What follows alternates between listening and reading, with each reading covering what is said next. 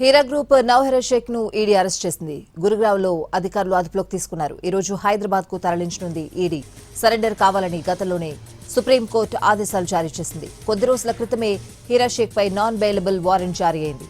అప్పటి నుంచి అజ్ఞాతంలోకి వెళ్లిపోయింది. ఈ క్రమంలోనే నాన్ బెయిలబుల్ వారెంట్ పై స్టే ఇవ్వాలని హైకోర్టును ఆశ్రయించగా స్టేకు నిరాకరించింది.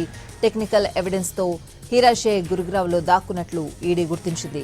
ఫేక్ ఆధార్ కార్డ్, తప్పుడు వివరాలతో అక్కడ ఒక ఇంట్లో ఉంటోంది హీరా షేక్. ఆమెను అరెస్ట్ చేసి హైదరాబాద్ కు తరలిస్తోంది ఈడీ.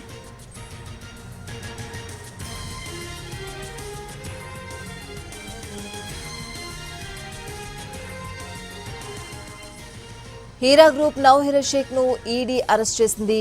గురుగ్రావ్లో అధికారులు అదుపులోకి తీసుకున్నారు. ఈ రోజు హైదరాబాద్ కు తరలించనుంది ఈడీ. సరెండర్ కావాలని గతంలోనే సుప్రీంకోర్టు ఆదేశాలు జారీ చేసింది.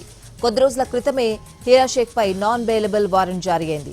అప్పటి నుంచి అజ్ఞాతంలోకి వెళ్లిపోయింది. ఈ క్రమంలోనే నాన్ బెయిలబుల్ వారెంట్ పై స్టే ఇవ్వాలని హైకోర్టును ఆశ్రయించగా స్టేకు నిరాకరించింది.